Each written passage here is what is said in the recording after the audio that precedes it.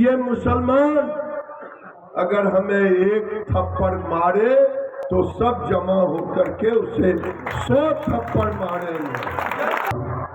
मुझे लाचार मत समझो, अपने अपने घर में उसकी पूजा करो, और कोई आए दुश्मन तो उससे अपनी रक्षा भी करो।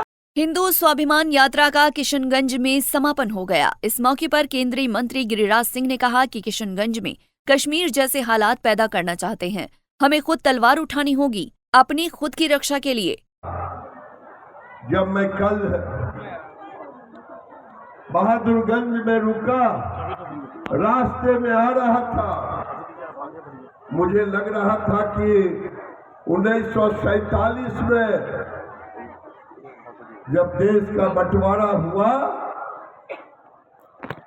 उस समय बाबा साहेब अम्बेडकर ने कहा था सारे मुसलमानों को पाकिस्तान दे दो और सारे हिंदुओं को पाकिस्तान से हिंदुस्तान ले आओ। लेकिन नेहरू जी ने नहीं की,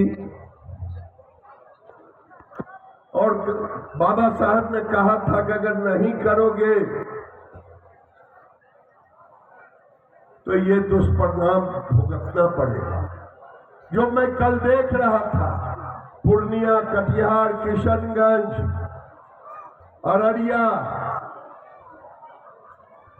हमारी बेटियों को कल मैं पूछ रहा था किसी से, सब कुछ ठीक ठाक है यहाँ? कहा हो ठीक ठाक है। हर महीने 4-5 बेटी लव जिहाद में पूरे जिला में ले जाता है कि केस नहीं होता। कहा केस कोई करता कोई नहीं करता। ये हो रहा है माता जी, बहन जी, बेटी जी, हो रहा है तो जरा हाथ उठाना, हाथ उठाना। देखो भाई कैमरा वाला, देखो यहाँ क्या हो रहा है। यहाँ महिलाएं कह रही हैं कि हमारी बेटियों को फुसला के बहला के लव जिहाद करता है।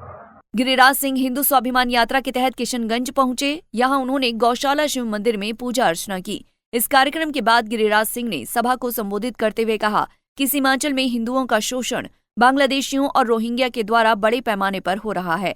आए दिन यहाँ के अल्पसंख्यक हिंदुओं का जबरन धर्म परिवर्तन कराया जा रहा है। वो भी धर्म परिवर्तन कराने पर लग गया। सुन लो भाई, तुम में तो हिम्मत नहीं है किसी बांग्लादेशी को क्रिश्चियन बनाने का। तुम हम ही को टारगेट कर रहे हो, हम तुम्हारा भी प्रतिकार करेंगे। सुनिए, एक कसम दिलवाना चाह रहा हूं।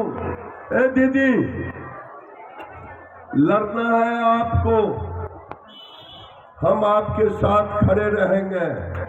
हमारे शरीर में एक बूंद भी खून रहेगा, मैं आपके साथ खड़ा रहूंगा। ये मैं आपको वादा देता हूं।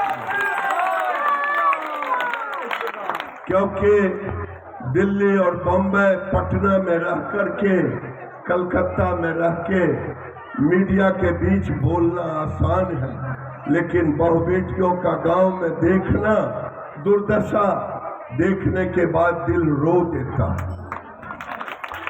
आज महादेव के सामने खड़े हैं, केवल ये आपको वादा करना है जो स्वामी जी ने किया है।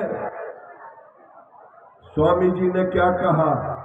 अगर किसी हिंदू के घर में कोई मृत्यु हो जाए तो पूरा हिंदू उस इलाके का उसके घर पर जाएगा न। और किसी के यहाँ शादी हो तो भी जाएगा। अगर ये बदिया, ये घुसपैठिए, ये मुसलमान अगर हमें एक थप्पड़ मारे तो सब जमा होकर के उसे 100 थप्पड़ मारेंगे। गिरिराज सिंह ने कहा कि एक रहोगे तो सुरक्षित रहोगे। उन्होंने कहा कि सब बहनें अपने अपने घरों में भाला और त्रिशूल रखें और उसकी पूजा करें और जरूरत पड़े तो खुद की रक्षा करें। ये मालूम है मालूम है तो जरा हाथ उठाना जिन्हें मालूम है, यानी मालूम है। जहां कम है, लब जिहाद के साथ साथ हमारे बहु बेटियों के घर में घुस करके बदतमीजी भी करते हैं। जहां हमारी संख्या कम है, हमारे बहु बेटियों के साथ बदतमीजी भी करते। क्या ये भी गांव में होता है? देखिए, मैं कहने आया हूं, कान खोल करके सुन लो। चाहे बांग्लादेशी हो, चाहे रोहिंग्या हो, चाहे कोई हो, अब ये बर्दाश्त नहीं है। हम प्रतिकार करेंगे अगर मेरी बेटियों के साथ ये होगा तो। अगर मैं आया हूं किशनगंज कहने के लिए, एगो कोई लकड़ी तोड़ लीजिए सूखल, और उसको जो चाहे वो तोड़ दे।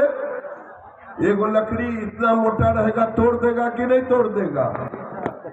लेकिन सुनिए, अगर ये लकड़ी 500 लकड़ी जमा हो जाए, गट्ठर बन जाए, तो कोई पहलवान भी तोड़ पाएगा क्या?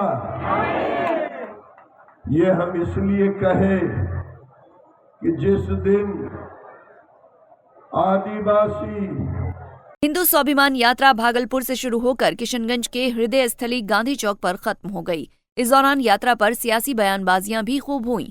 एक तरफ विपक्ष ने इसे पॉलिटिकल स्टंट बताया, तो दूसरी ओर कार्यक्रम से जुड़े लोग इसे राजनीति से अलग बताते हैं। किशनगंज से रजनीश कुमार की रिपोर्ट। हमसे जुड़े रहने के लिए हमारे YouTube चैनल को सब्सक्राइब करें और नई वीडियो की नोटिफिकेशन के लिए बेल आइकॉन को दबाएं। अगर आप ये वीडियो Facebook पर देख रहे हैं तो लाइक जरूर करें और ज्यादा से ज्यादा शेयर करें। धन्यवाद।